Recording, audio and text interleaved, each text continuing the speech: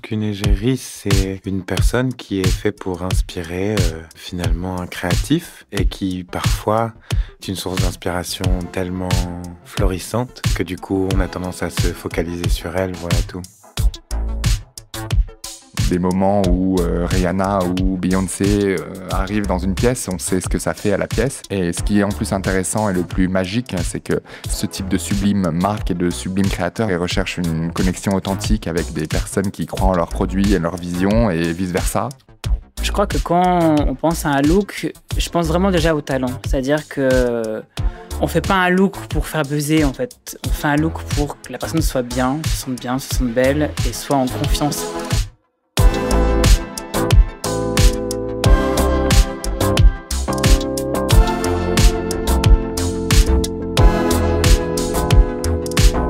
Pourquoi le défilé de mode est-il un spectacle total? Quel rôle y jouent les égéries? Et comment la jeune création trouve-t-elle sa place dans l'univers de la mode créative? Dans cette nouvelle saison de Catwalk Calling, nous avons rencontré des designers, des commissaires d'exposition, des agents, des scénographes, afin de donner la parole à celles et ceux qui font la mode. À travers leurs analyses, leur sens esthétique, leur oreille musicale ou leur stratégie de communication, ces personnalités façonnent les contours d'une industrie créative hors du commun. Je suis Jeanne Balibar et vous écoutez Catwalk Calling saison 2, le podcast de la Fédération de la haute couture et de la mode.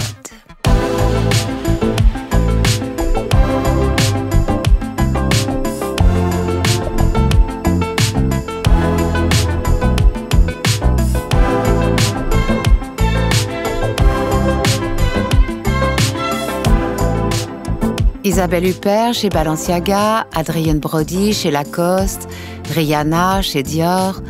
Au-delà des défilés, les marques prennent vie grâce à des ambassadeurs dont le choix est tout sauf anodin. En front row ou sur papier glacé, les maisons s'incarnent avec des égéries qui ont la double mission de les représenter et de donner vie à leurs valeurs. Cet échange de bons procédés peut prendre de multiples formes. Ils sont artistes, mannequins, sportifs ou créateurs de contenu et participent à la construction de l'image d'une marque. Comment ces égéries deviennent-elles les symboles vivants d'une maison, mais aussi les reflets d'une époque? Et en quoi le choix d'une égérie est-il une prise de position politique?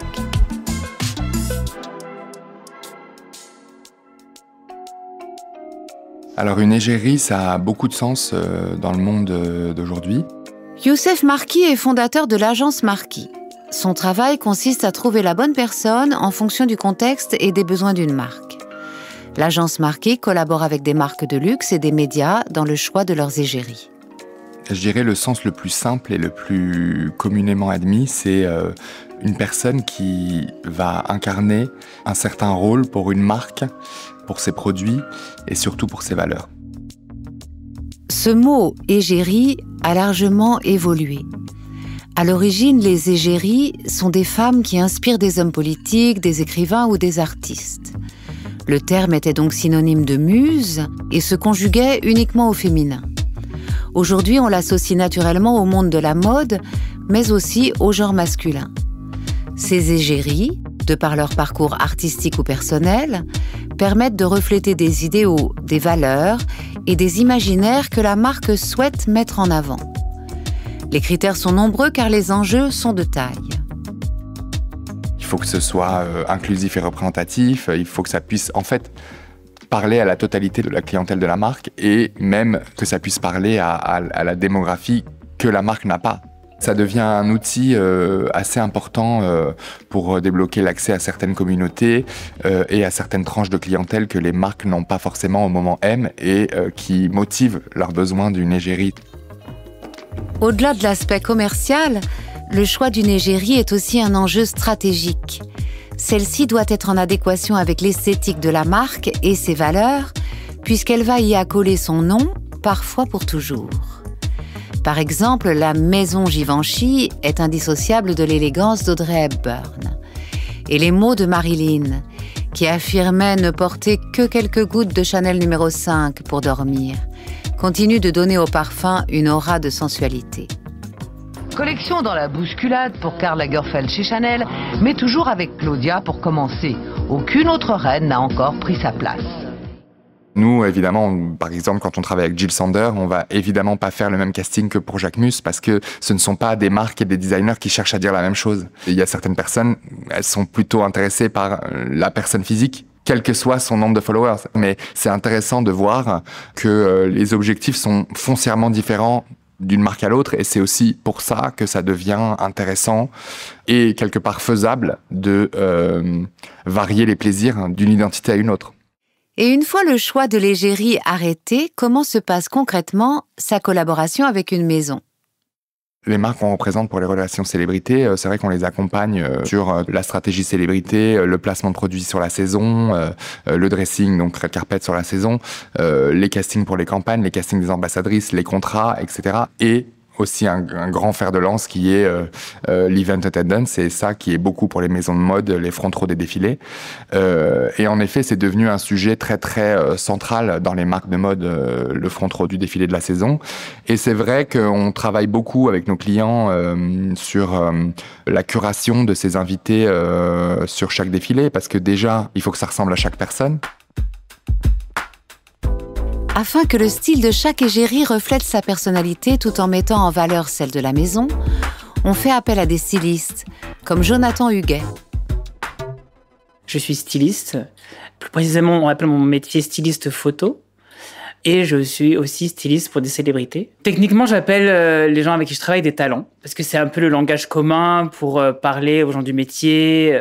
Mais après, si je dois rentrer dans les détails de comment je qualifie les gens avec qui je travaille, évidemment, c'est des icônes pour moi, quoi. Ou des égéries, en effet. Pour chaque talent avec qui Jonathan Huguet collabore, pour chaque événement, pour chaque envie, il faut imaginer la parfaite combinaison vestimentaire. Un Cannes va être différent d'une première de film, va être différent même d'un Venise. Entre un Cannes et un Venise, c'est deux atmosphères différentes, c'est deux festivals différents. Et du coup, il y a des codes aussi différents. Donc ça qui est intéressant, c'est qu'à chaque fois, en fait, toutes les cartes sont abattues. On doit faire du nouveau avec chaque moment, chaque film, ou alors chaque aussi incarnation. Quand un des talents est président, par exemple, d'un festival, c'est encore autre chose. C'est-à-dire que c'est une posture qui est différente. Elle vient pas défendre un film, elle vient juger des films. Donc du coup, il y a aussi dans le vêtement à retraduire quelque chose qui est différent. Donc tout ça, à chaque fois, c'est très intéressant parce que je dois penser, en fait, une nouvelle pensée à chaque moment, en fait. Rien n'est établi parce que à chaque fois, tout est différent, que ce soit la personnalité, le pourquoi, le lieu. Donc chaque fois, c'est un travail de A à Z total pour trouver le bon outfit. Ce travail complet, c'est par exemple celui qu'il a entrepris avec Juliette Binoche lors de sa présidence du jury du Festival de Cannes en 2025. Tout ça commence par un grand brainstorming, c'est-à-dire que moi, j'arrive avec plein d'idées, donc que j'ai trouvé dans des musées, que j'ai trouvé dans des films, sur Instagram, enfin bref, plein de supports différents. Donc je regroupe ça sur plein de cahiers et on se fait plusieurs rendez-vous avec Juliette. Le premier rendez-vous, c'est vraiment genre coup de cœur, c'est-à-dire que on épluche tout et on a des ah tiens ça c'est intéressant, ah ça j'aime bien, ah ça j'aime pas. On épluche plein de choses comme ça qui nous fait déjà une prémisse de choix. Et en deuxième, troisième rendez-vous, on essaye de trouver des lignes directrices pour chaque on va dire histoire qu'on aime. C'est-à-dire que je sais pas moi là il y a une histoire de col, là il y a une histoire de couleur, là il y a une histoire de cinéma par exemple. On aimait ce côté un peu masculin-féminin, donc on avait des références de Brando, de James Dean, bref. On essaie de trouver comme ça des angles pour ensuite trouver un line-up de looks à faire. Quand on a un peu nos grandes lignes, on passe à savoir avec quelle maison on peut s'associer pour créer cette ligne-là. Donc là, on réfléchit en disant, bah tiens, ce look un peu masculin-féminin, on va pouvoir peut-être le proposer à Armani, voir s'ils peuvent nous suivre là-dedans. Donc on avait des références, par exemple, de costumes des années 90 d'Armani. Ensuite, on avait une idée beaucoup plus minimale pour la clôture, par exemple, où on pensait à quelque chose de très simple, avec un t-shirt blanc et juste une grande jupe. Et là, on se dit, tiens, ça, Prada, ça peut tout à fait être leur langage, ce côté mélanger des choses très simples du daily wear avec des tissus beaucoup plus sophistiqués. Jonathan Huguet choisit donc parmi un panel de marques pour habiller ses talents. Youssef Marki, lui, identifie le bon talent au bon moment pour la bonne maison. Dans les deux cas, il faut garder un œil ouvert sur les tendances et sur l'actualité. Il y a un pool de talents qui s'épuise avec le temps. Donc c'est pour ça qu'il est très important de savoir être disruptif, de garder l'œil ouvert sur les nouveaux talents, de savoir ce qui va venir, de savoir ce qui ne marche plus. Vraiment, en fait, c'est une discipline qui demande d'être sur la pointe des pieds tout le temps et à l'écoute tout le temps. Et puis aussi quelque chose d'assez nouveau, enfin peut-être pas nouveau, mais en tout cas d'assez récent, qui est un contexte sociopolitique assez difficile comme ça n'échappe à personne.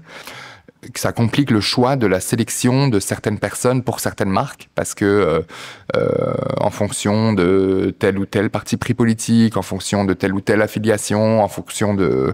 Et c'est vrai que c'est des choses dont on parle peu, mais qui peuvent être très dommageables pour les marques, donc on fait très attention. La dimension très politique du métier de Youssef Marki se ressent aussi dans le quotidien de Jonathan Huguet. En 2024, il accompagne Iseult au Festival de Cannes. Il lui propose alors de porter le célèbre tailleur Bahar de la maison Dior, un choix qui n'a rien d'anodin. C'est aussi un acte absolument politique dans le sens où c'est une fille noire, plus size, qui porte un vêtement d'une marque française qui est à l'époque... Dans les années 50, ce tailleur était porté par une femme blanche extrêmement mince. Enfin, voilà, en tout cas, ce genre d'actes comme ça par le vêtement sont là aussi pour tout d'un coup se dire, mais en fait, voilà, on peut aussi porter ce genre de vêtements en étant une autre personne que la mannequin première qui l'a porté. Donc c'est aussi, oui, montrer aux gens que les choses sont possibles et aussi faire changer l'image des maisons. C'est-à-dire que c'est aussi des messages passés aux maisons pour leur dire, bah voilà, Iseult peut aussi très bien porter de la mode, sophistiquée, de luxe, faite pour elle. Et elle est divine. Les égéries sont également conscientes de cette dimension politique du vêtement. Lucky Love est chanteur, comédien, danseur et mannequin. Tous ces rôles, il les performe à l'aide du vêtement, car il est depuis toujours passionné de mode. Ses choix de tenue reflètent une dimension tant esthétique que politique.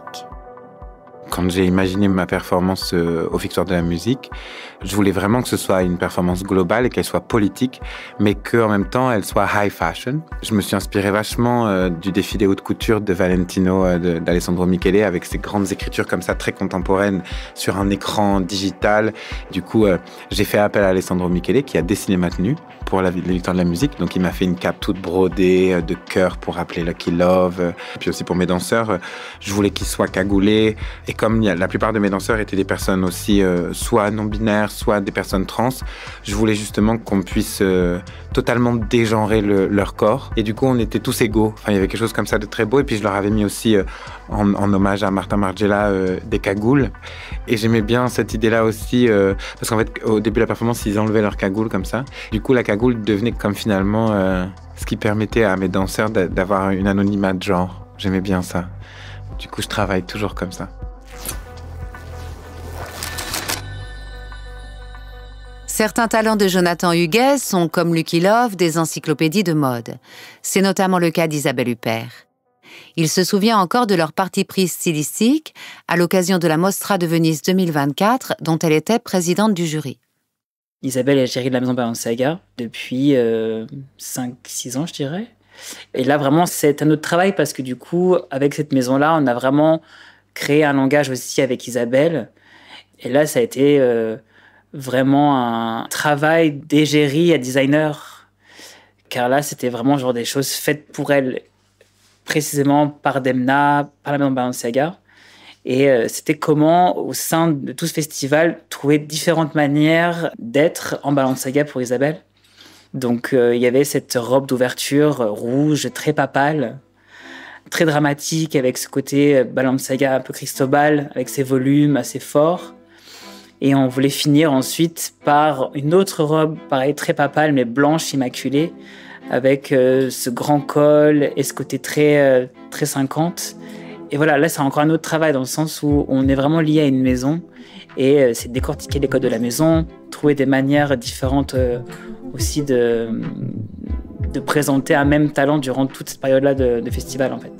Ce qui était drôle aussi, c'est tous ces looks de jour ont été beaucoup repris comme Tout d'un coup, elle était en déesse papale pour un opening, et ensuite, le lendemain, elle était en jogging rouge, en velours, pour aller prendre le bateau, voilà. Et ça, c'est tout aussi l'univers Balenciaga qui est dans les extrêmes et dans casser les codes au final. Donc, avec Isabelle, c'est parfait.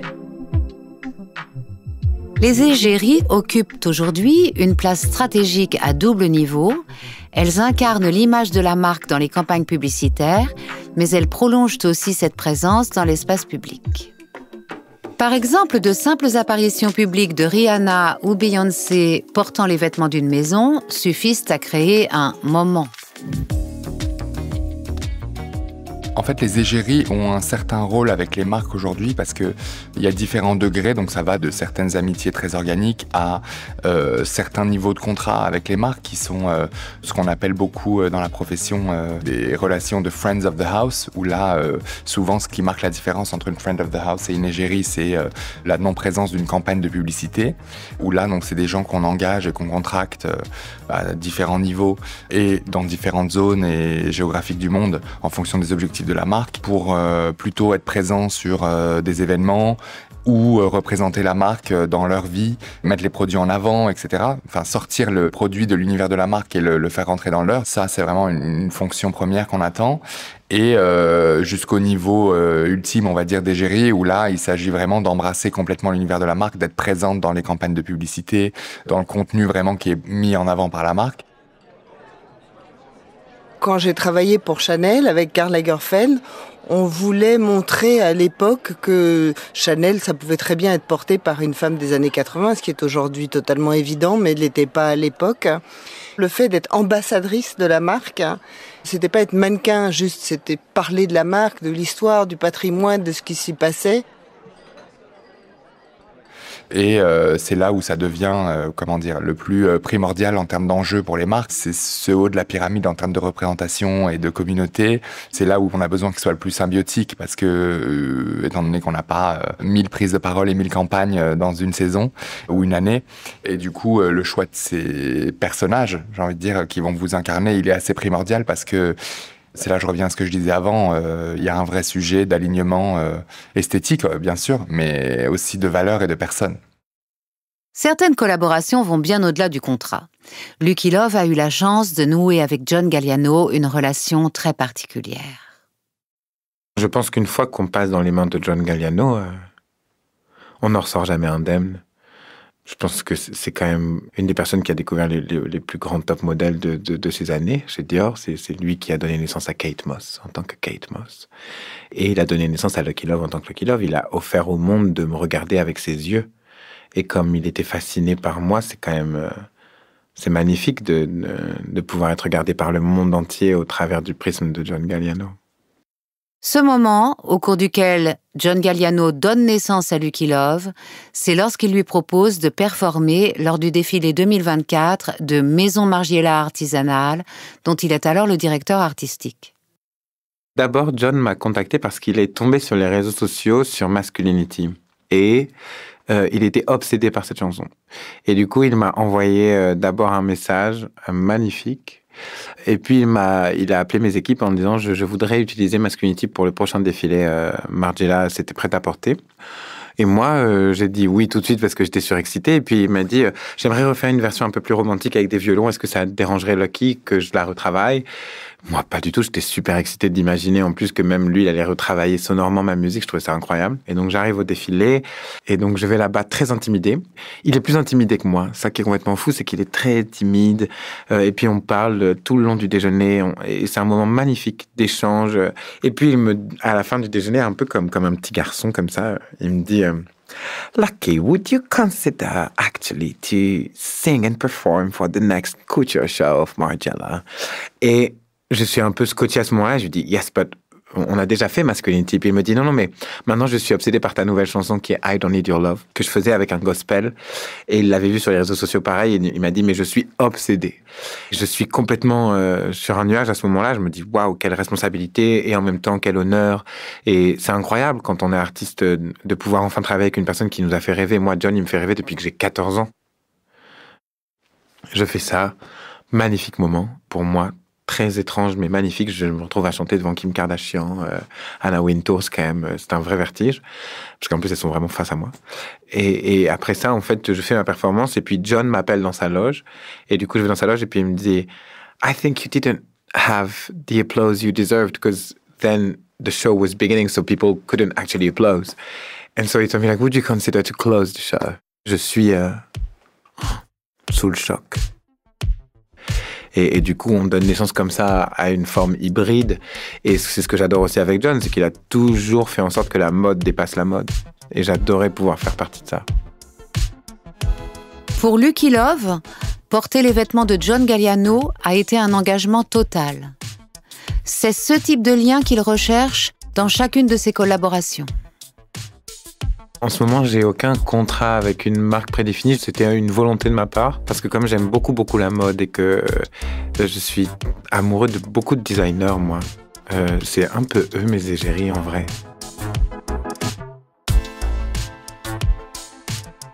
Être égérie, c'est donc laisser entrer en soi l'univers d'un artiste qu'on admire.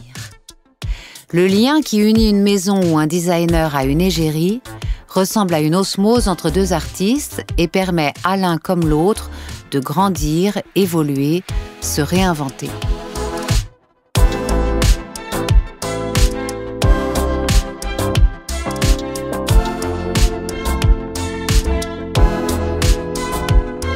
C'était Catwalk Calling, saison 2. Ce podcast est une création de la Fédération de la haute couture et de la mode, soutenue par Le Défi, produit par l'Acmé, coordonné par Chloé Vibo, préparé, tourné et écrit par Hélène Carbonel, réalisé et mis en musique par Thomas Rosès, avec la voix de Jeanne Balibar.